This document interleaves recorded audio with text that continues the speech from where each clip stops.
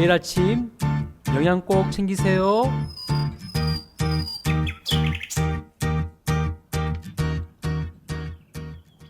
제10장 솔로몬의 잠언이라.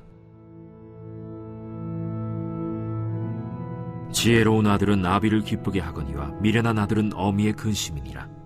불의의 재물은 무익하여도 공의는 죽음에서 건지느니라. 여호와께서 의인의 영혼은 줄이지 않게 하시나 악인의 소욕은 물리치시느니라. 손을 게으르게 놀리는 자는 가난하게 되고 손이 부지런한 자는 부하게 되느니라. 여름에 거두는 자는 지혜로운 아들이나 추수 때에 자는 자는 부끄러움을 끼치는 아들이니라. 의인의 머리에는 복이 임하나 악인의 입은 독을 머금었느니라. 의인을 기념할 때에는 칭찬하거니와 악인의 이름은 썩게 되느니라. 마음이 지혜로운 자는 계명을 받거니와 입이 미련한 자는 멸망하리라. 바른 길로 행하는 자는 걸음이 평안하려니와 굽은 길로 행하는 자는 드러나리라. 눈짓하는 자는 근심을 끼치고 입이 미련한 자는 멸망하느니라. 의인의 입은 생명의 샘이라도 악인의 입은 독을 머금었느니라. 미움은 다툼을 일으켜도 사랑은 모든 허물을 가리느니라.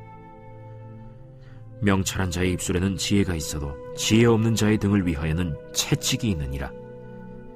지혜로운 자는 지식을 간직하거니와 미련한 자의 입은 멸망에 가까우니라. 부자의 재물은 그의 견고한 성이요 가난한 자의 궁핍은 그의 멸망이니라. 의인의 수고는 생명에 이르고 악인의 소득은 죄에 이르느니라. 훈계를 지키는 자는 생명길로 행하여도 징계를 버리는 자는 그릇 가느니라. 할렐루야. 오늘 하루도 행복하고 복된 날입니다. 하나님의 말씀을 의지하며 승리하는 하루 되시기를 기도합니다. 여러분과 오늘 함께 묵상할 말씀은 잠언 10장 1절에서 17절 말씀입니다. 자, 먼저 여러분, 잠언의 한 고개를 넘으신 여러분께 축하의 박수를 보내드립니다. 한 고개 넘으시느라고 고생 많으셨죠? 이제는 조금 숨을 고르시면서 앉아서 물이 있으시면 물도 드시고, 혹시 오이를 싸우셨으면 오이도 드시면서 지금까지 오셨던 그 길을 좀 돌아보시고, 그리고 앞으로 나아갈 산 봉우리도 한번 바라보시는 그런 시간 되셨으면 좋겠습니다.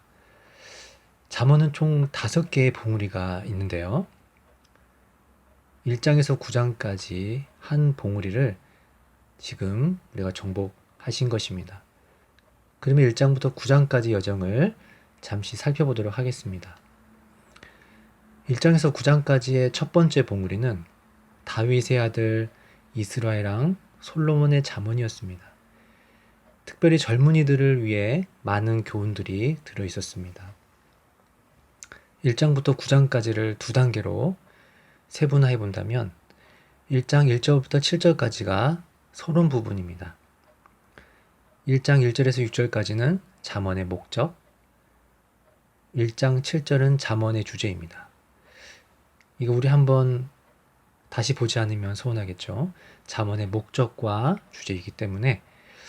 그럼 제가 드라마 성우 목소리보다 더 멋진 목소리로 읽어드릴 테니까 집중해서 다시 한번 잘 들어보시기 바랍니다.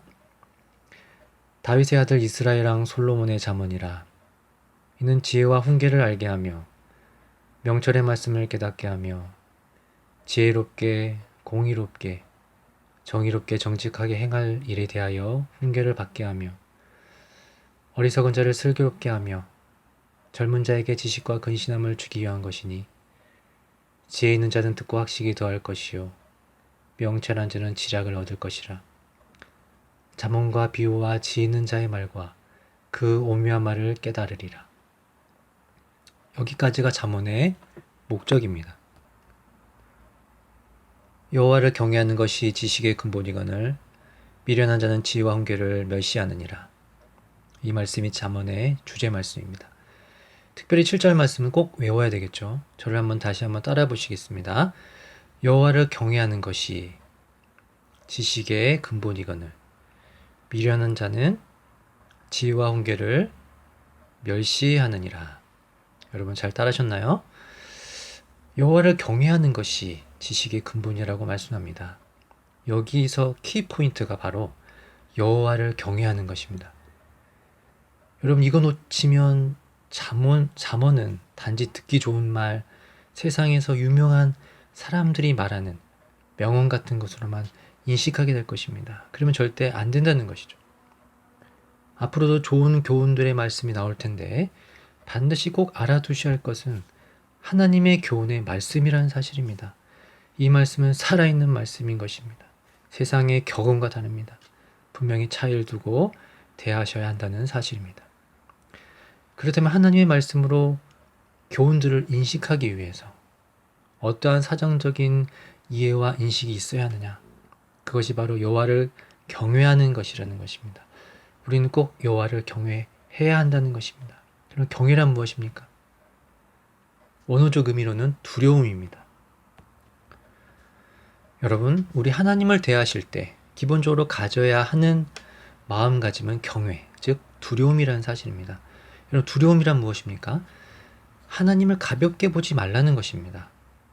가볍게 본다는 것은 무엇입니까? 그분 앞에서 내 마음대로, 내 소견대로, 내 감정대로, 내 생각대로, 내 판단대로, 내 상식대로 행동하지 말라는 것이죠. 감히 어느 안전이라고 여러분 아마 사극에서 많이 들어보셨을 것입니다. 왕 앞에서는 내 마음대로 가볍게 행동할 수 없는 것이죠. 왕은 두려움 자체이기 때문에 특히 왕의 얼굴을 용한이라고 합니다. 그래서 낮은 사람은 얼굴을 보지 못했다는 것을 여러분도 잘 아실 것입니다. 바로 이것입니다. 우리 하나님 앞에서 가져야 할 자세와 마음가짐이 바로 경외라는 사실입니다. 또한 부모님과 선생님 앞에서 함부로 행동을 하지 못합니다. 그 이유는 존경하는 분이기 때문이죠. 그래서 이 경외에는 공경하다라는 의미도 함께 가지고 있습니다. 여러분 예배 시간 우리의 모습을 점검해 보셨으면 좋겠습니다. 예배 시간 우리의 마음가짐은 어떠십니까? 분명 예배 시간에는 하나님이 계시는 자리입니다. 그래서 존전이라고 하죠. 여러분 저번 주 예배 시간에 하나님의 존전 앞에 예배를 드리셨습니까? 경외하는 마음으로, 두려운 마음으로 예배를 드리셨는지요? 여러분 예배는 장난이 아닙니다. 예배는 사교 모임도 아니고 강연장도 아닙니다. 공연장도 아닌 것입니다. 하나님을 경외하는 마음, 두려운 마음을 가지고 예배의 자리에 나오시는 분은 내 마음대로 가볍게 행동하지 않습니다. 왕 대신 하나님께 모든 것을 여쭙습니다. 그분이 이 자리의 주인이기 때문입니다. 그래서 잠언은 여호와를 경외하는 것에 대해서 먼저 말씀해 주고 있는 것입니다. 모든 것의 기본이기 때문이죠. 미련한 자는 지혜와 훈계를 멸시한다. 즉, 이 같은 것을 무시한다라는 말씀입니다.